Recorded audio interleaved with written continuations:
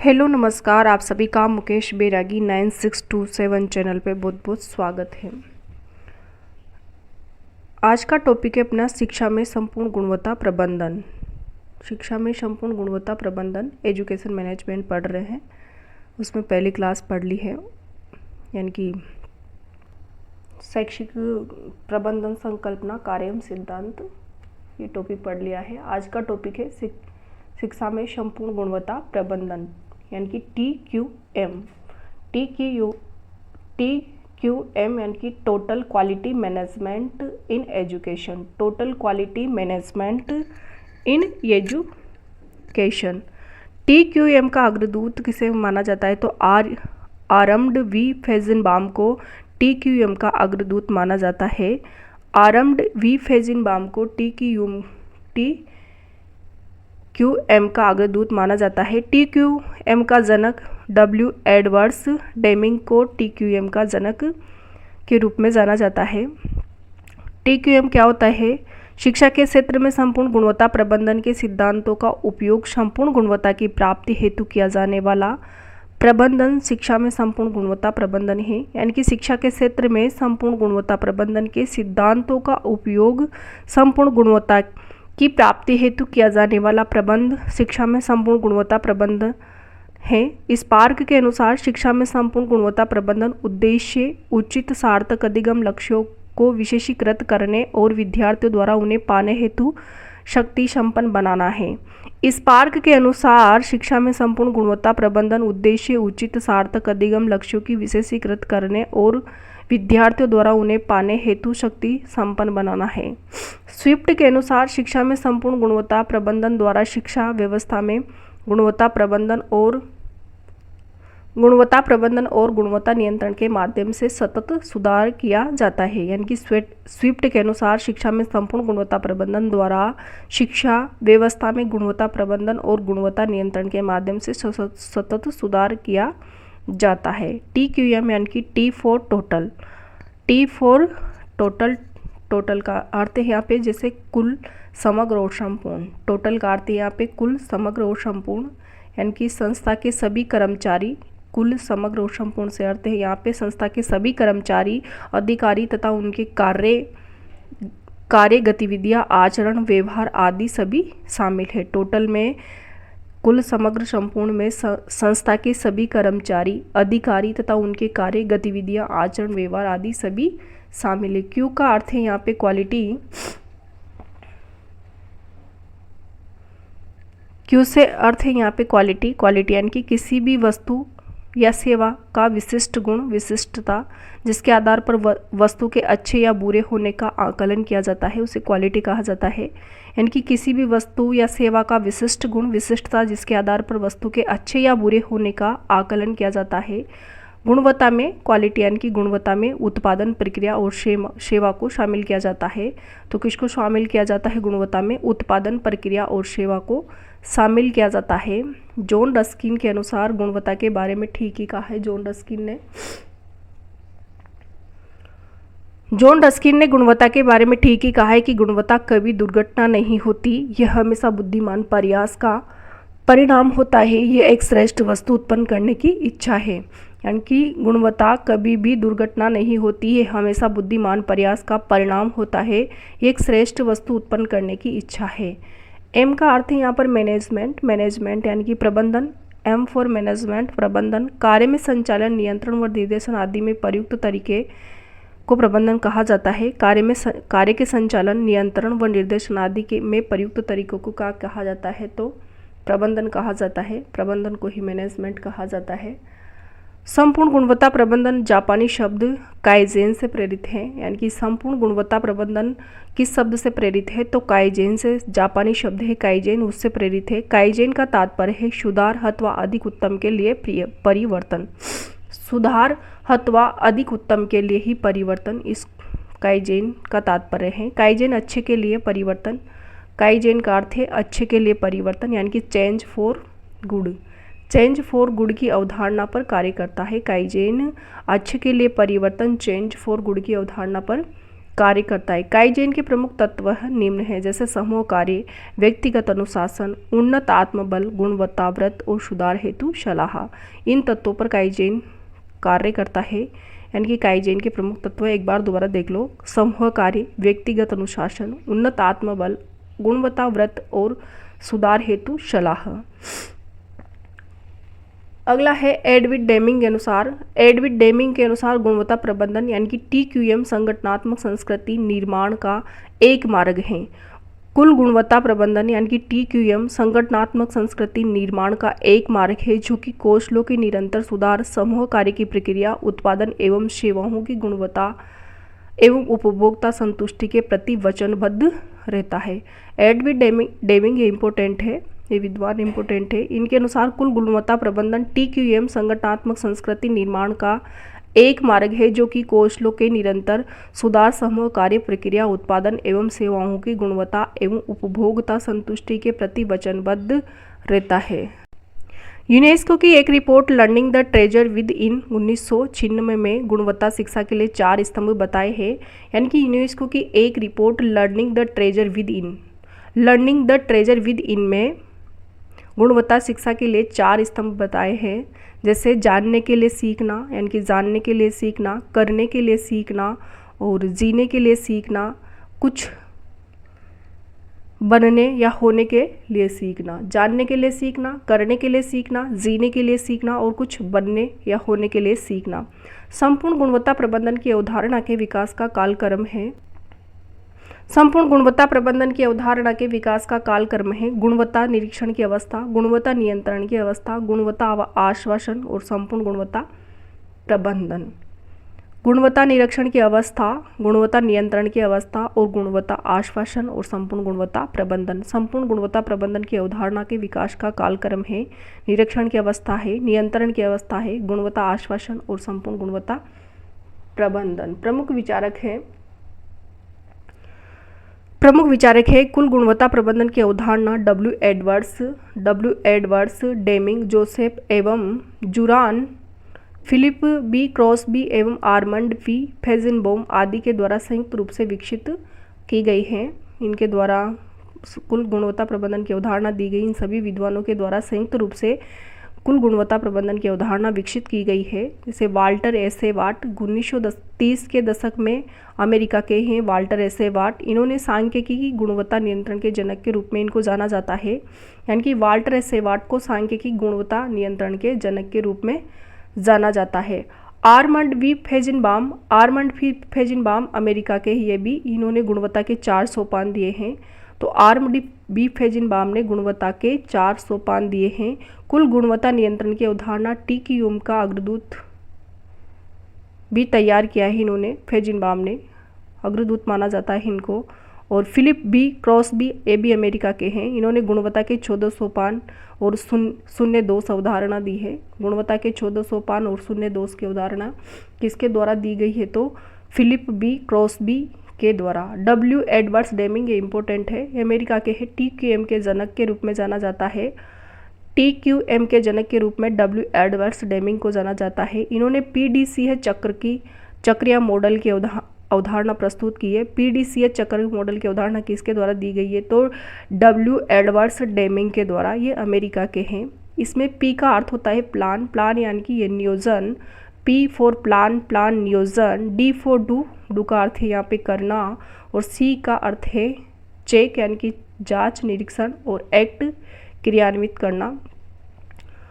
P for planning यानी कि नियोजन, डू करना और C फॉर चेक जांच, निरीक्षण और एक्ट C क्रियान्वित करना। ये PDCA चक्र का P फॉर प्लान ये प्रथम चरण है और एक्ट क्रियान्वित करना ये अंतिम चरण है। इसमें 4 चरण है। P फॉर प्लानिंग यानी कि नियोजन करना, जांच, निरीक्षण और क्रियान्वित करना। PDCA चक्र निरंतर सुधार हेतु बेहतर उपायों की खोज करने को निरूपित करता है। PDCA चक्र निरंतर सुधार करने हेतु बेहतर उपायों की खोज करने हेतु निरूपित करता है। Joseph M. जुरान ने ट्रायोलॉजी प्रस्तुत की। इनकी ट्रायोलॉजी इम्पोर्टेंट है, यानी कि जोसेफ M. जुरान ने ट्रायोलॉजी प्रस्तुत की।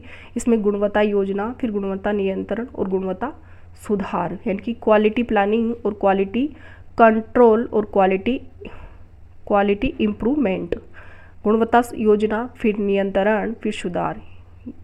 जोसेफ एम जुरान के द्वारा ट्रायोलॉजी प्रस्तुत की। तो जुरान ट्रायोलॉजी किसके द्वारा प्रस्तुत की गई? तो जोसेफ एम जुरान के द्वारा ट्रायोलॉजी प्रस्तुत की गई। अगला है जैसे शिक्षण संस्था के प्रमुख गुणवत्ता संकेतक कौन कौन से हैं? तो शिक्षण संस्था के प्रमुख गुणवत्ता संकेतक हैं। संकेतकों का उद्देश्य किसी संस्था या प्रणाली को उसके घटकों के माध्यम से किसी संस्था या प्रणाली को उसके घटकों के माध्यम से निरूपित करना तथा यह बताना कि ये घटक कैसे संस्था से संबंधित है तथा समय के साथ कैसे बदलते हैं। तो सबसे पहले है पाठ्यचर्या योजना व डिजाइन करना, पाठ्यचर्या योजना व डिजाइन करना और पाठ्यचर्या संचालन एवं मूल्यांकन करना, अनुसंधान विकास एवं विस्तार, बुनियादी ढांचा एवं अधिगम संसाधन, पाठ्यचर्या योजना एवं डिजाइन करना, पाठ्यचर्या का संचालन एवं मूल्यांकन करना, पाठ्य अनुसंधान का विकास और विस्तार करना, बुनियादी ढांचा एवं अधिगम संसाधन, छात्र सहयोग एवं उनकी प्रगति और संगठन एवं प्रबंधन स्वस्थ प्रक्रियाएं। शिक्षा के क्षेत्र में उपभोक्ता, तो दो प्रकार के उपभोक्ता है, बाह्य उपभोक्ता और आंतरिक उपभोक्ता। बाह्य उपभोक्ता के अंतर्गत भी तीन प्रकार के उपभोक्ता है, जैसे प्राथमिक उपभोक्ता, द्वितीयक उपभोक्ता और तृतीयक उपभोक्ता। प्राथमिक उपभोक्ता के अंतर्गत शिक्षार्थी आ जाएंगे, द्वितीयक उपभोक्ता के अंतर्गत माता पिता और शासक और गवर्नर, और तृतीय उपभोक्ता के अंतर्गत श्रमिक, बाजार, सरकार एवं समाज और भविष्य के नियोक्ता। तो बाह्य उपभोक्ता के अंतर्गत तीन प्रकार के उपभोक्ता है, प्राथमिक, द्वितीयक और तृतीयक। प्राथमिक के अंतर्गत शिक्षार्थी है, द्वितीयक उपभोक्ता के अंतर्गत माता पिता, शासक, गवर्नर, और तृतीय उपभोक्ता के अंतर्गत श्रमिक, बाजार, सरकार एवं समाज, भविष्य के नियोक्ता। और आंतरिक उपभोक्ता के अंतर्गत अध्यापक, सहायक कार्मिक, अध्यापक एवं सहायक कार्मिक आंतरिक उपभोक्ता के अंतर्गत आ जाएंगे। अगला है जैसे भारत में संपूर्ण गुणवत्ता प्रबंधन के प्रयास। तो भारत में कौन कौन से प्रयास किए गए संपूर्ण गुणवत्ता प्रबंधन के लिए? सबसे पहले भारतीय मानक संस्थान ISI की स्थापना की गई 1947 में। भारत मानक संस्थान ISI की स्थापना कब की गई? 1947 में। इनके द्वारा पुरस्कार दिया जाता है राजीव गांधी गुणवत्ता पुरस्कार, प्रतिवर्ष दिया जाता है। तो राजीव गांधी गुणवत्ता पुरस्कार किसके द्वारा दिया जाता है? तो भारतीय मानक संस्थान के द्वारा। राष्ट्रीय शिक्षा नीति 1986, राष्ट्रीय शिक्षा नीति 1986 ने शिक्षक प्रशिक्षण में गुणवत्तापूर्ण सुधार करने के लिए डाइट IASE पर बल दिया। तो राष्ट्रीय शिक्षा नीति 1986 ने शिक्षक प्रशिक्षण में गुणवत्तापूर्ण सुधार करने के लिए डाइट और ISA पर बल दिया। भारतीय गुणवत्ता परिषद QCI, भारतीय गुणवत्ता परिषद QCI की स्थापना 1997 में की गई थी। कब की गई थी? 1997 ईस्वी में की गई थी QCI की स्थापना। QCI के अंतर्गत 5 बोर्डों का गठन किया गया। QCI के अंतर्गत भारत में 5 बोर्डों का गठन किया गया, जैसे NBQP और NABCB, NABAT और NABH/NABL। QCI के द्वारा गुणवत्ता को बढ़ावा देने हेतु 2 पुरस्कारों की स्थापना की गई। कितने पुरस्कारों की? 2 पुरस्कारों की स्थापना की गई। पहला है QCI DL शाह गुणवत्ता पुरस्कार और दूसरे नंबर का है QCI गुणवत्ता चैंपियन पुरस्कार। तो QCI के द्वारा कितने पुरस्कार दिए जाते? तो 2 पुरस्कार दिए जाते हैं गुणवत्ता को बढ़ावा देने के लिए।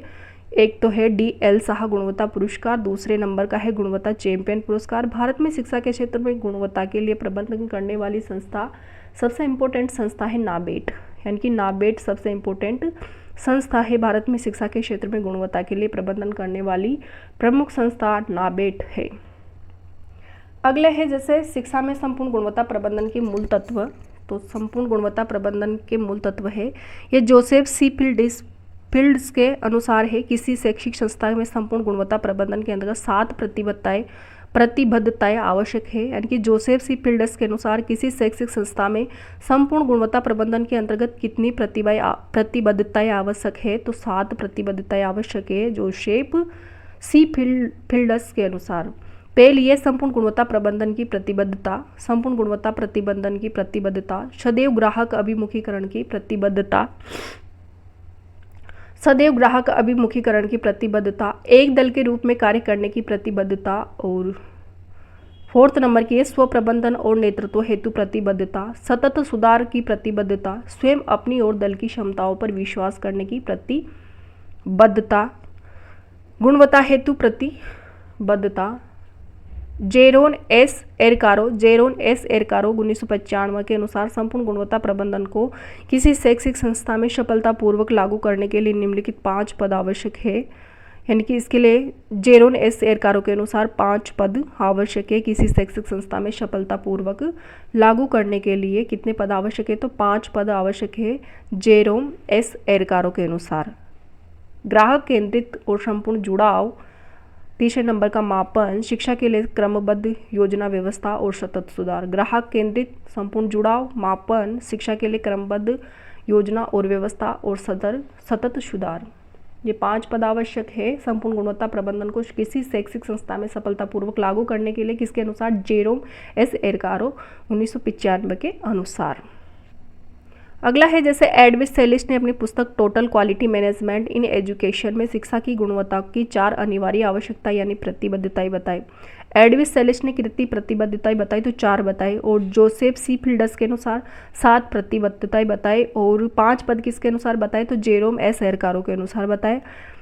तो एडविस सेलिस ने अपनी पुस्तक total quality management in education में शिक्षा की गुणवत्ता की 4 अनिवार्य आवश्यकता या फिर प्रतिबद्धताएं बताई है, जो है नैतिक प्रतिबद्धता और प्रतिस्पर्धात्मक और व्यावसायिक प्रतिबद्धता, उत्तरदायित्व की प्रतिबद्धता। नैतिक प्रतिबद्धता, प्रतिस्पर्धात्मक प्रतिबद्धता, व्यावसायिक प्रतिबद्धता और उत्तरदायित्व की प्रतिबद्धता। संपूर्ण गुणवत्ता शिक्षा संस्थान के आयाम है जैसे भौतिक आयाम, बौद्धिक आयाम, मानसिक या भावात्मक या फिर आध्यात्मिक आयाम। संपूर्ण गुणवत्ता प्रबंधन शिक्षा संस्थान के कितने आयाम है? तो 4 आयाम है, जैसे भौतिक आयाम, बौद्धिक आयाम, मानसिक या भावात्मक और आध्यात्मिक आयाम। इस प्रकार शिक्षण संस्थान में TQM का अर्थ इसके संस्थागत जीवन में भौतिक, बौद्धिक और भावात्मक आध्यात्मिक आयामों की गुणवत्ता प्रबंधन है। एक नोट है यहाँ पे, संपूर्ण गुणवत्ता प्रबंधन में एक शैक्षिक संस्थान की बौद्धिक योजना को पाठ्यचर्या, शिक्षण अधिगम प्रक्रिया, मूल्यांकन एवं संकाय और छात्रों के बीच संभाषण द्वारा इंगित किया जाता है। यानी कि संपूर्ण गुणवत्ता प्रबंधन में एक संस्थान की बौद्धिक योजना को पाठ्यचर्या, शिक्षण अधिगम प्रक्रिया, मूल्यांकन एवं संकाय और छात्रों के बीच संभाषण द्वारा इंगित किया जाता है। क्योंकि गुणवत्ता प्रबंधन में विद्यालय के सभी घटकों जैसा कि प्रधानाचार्य का नेतृत्व, व्यवहार, शिक्षकों की विशेषताएं, संस्था के कर्मचारियों का सहयोग एवं पारस्परिक संपर्क, कार्यालय प्रबंधन, परीक्षा प्रणाली और पाठ्य सहगामी क्रियाएं आदि का योगदान होता है। स्कूल शिक्षा गुणवत्ता सूचकांक SEQI इम्पोर्टेंट है ये। स्कूल शिक्षा गुणवत्ता सूचकांक यानी कि SEQI school education quality index, school education quality index, ये सूचकांक है। ये एक सूचकांक है जो नीति आयोग, मानव संसाधन विकास मंत्रालय और विश्व बैंक के द्वारा संयुक्त रूप से तैयार किया जाता है। ये संयुक्त रूप से तैयार किया जाता है। 2015-16 के लिए SEQI के रूप में तैयार कर संदर्भ वर्ष 2016-17 हेतु SEQI 2019 नीति आयोग द्वारा जारी किया गया है। यानी कि 30 सितंबर 2019 को SEQI 2019 जारी किया गया है, किसके द्वारा? नीति आयोग के द्वारा। इस सूचकांक का ये पहला संस्करण है। यह report the success of our school education quality index के नाम से जारी की गई है। इसमें 3 श्रेणियां हैं। श्रेणीवार राजस्थान का प्रदर्शन है, जैसे ओवरऑल श्रेणी में राजस्थान सेकंड स्थान पर है 72.86% के साथ, और आउटकम श्रेणी में राजस्थान का सेकंड स्थान है। इसमें बड़े राज्य हैं जैसे 20 बड़े राज्य हैं, इसमें केरल फर्स्ट है, और छोटे राज्य 8 है जिसमें मणिपुर फर्स्ट है। 6 केंद्र शासित प्रदेश है जिसमें चंडीगढ़ फर्स्ट स्थान पर है।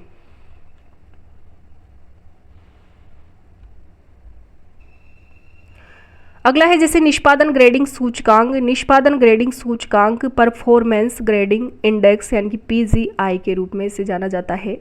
निष्पादन ग्रेडिंग सूचकांक परफॉर्मेंस ग्रेडिंग इंडेक्स PGI के रूप में इसे जाना जाता है। PGI एक अपेक्षाकृत नया सूचकांक है। PGI एक अपेक्षाकृत नया सूचकांक है जिसके अंतर्गत स्कूली शिक्षा में राज्यों के प्रदर्शन का मूल्यांकन किया जाता है। यानी कि PGI में राज्यों के प्रदर्शन का मूल्यांकन किया जाता है। स्कूल शिक्षा और साक्षरता विभाग ने प्रथम बार यह सूचकांक राज्यों के क्षेत्रों के लिए वर्ष 2017-18 हेतु जारी किया था। अगला है जैसे जिला निष्पादन ग्रेडिंग सूचकांक PGID के रूप में जाना जाता है इसको। इसका उद्देश्य है भारत के सभी जिलों की शिक्षा की गुणवत्ता का आकलन करना। तो जिला निष्पादन ग्रेडिंग सूचकांक PGID के रूप में जाना जाता है। इसका उद्देश्य भारत के सभी जिलों की शिक्षा की गुणवत्ता का आकलन करना है। संपूर्ण गुणवत्ता प्रबंधन के लाभ है जैसे प्रत्यक्ष रूप में पदार्थों की अच्छी गुणवत्ता, उत्पादकता में सुधार और घटती हुई गुणवत्ता लागत, बढ़ता बाजार और बढ़ता हुआ लाभ, घटती कर्मचारियों की शिकायतें, ये प्रत्यक्ष रूप से लाभ है संपूर्ण गुणवत्ता प्रबंधन के, यानी कि पदार्थों की अच्छी गुणवत्ता हो और उत्पादकता में सुधार हो, घटती हुई गुणवत्ता लागत और बढ़ता बाजार और बढ़ता हुआ लाभ, घटती कर्मचारियों की शिकायतें। अप्रत्यक्ष रूप से संपूर्ण गुणवत्ता प्रबंधन के लाभ है संगठन में गुणात्मक संस्कृति का विकास, प्रभावकारी टीम वर्क और कार्य रुचि में बढ़ोतरी। संगठन में गुणात्मक संस्कृति का विकास और प्रभावकारी टीम वर्क, कार्य रुचि में बढ़ोतरी, मानव संबंधों में सुधार व कार्यक्षेत्र में मनोबल में वृद्धि, भागीदारी पूर्ण संस्कृति, ग्राहकों की संतुष्टि, विकसित संप्रेषण, बढ़ी हुई समस्या समाधान की क्षमता। अप्रत्यक्ष रूप से है ना, संगठन में गुणात्मक संस्कृति का विकास हो, प्रभावकारी टीम वर्क हो, कार्य रुचि में बढ़ोतरी हो, मानव संबंधों में सुधार व कार्य क्षेत्र में मनोबल में वृद्धि, भागीदारी पूर्ण संस्कृति, ग्राहकों की संतुष्टि, विकसित संप्रेषण, बढ़ी हुई समस्या समाधान की क्षमता। तो ये था आज का टॉपिक, शिक्षा में संपूर्ण गुणवत्ता प्रबंधन। बहुत इंपॉर्टेंट टॉपिक है, यहाँ से फर्स्ट ग्रेड के फर्स्ट पेपर में क्वेश्चन जरूर आएगा और ये शॉर्ट नोट्स के रूप में है। तो वीडियो देखने के लिए आपको बहुत बहुत धन्यवाद। वीडियो को शेयर कीजिए, लाइक कीजिए एंड कमेंट बॉक्स में कमेंट करिए कि वीडियो आपको कैसा लगता है। तो वीडियो देखने के लिए आपको बहुत बहुत धन्यवाद।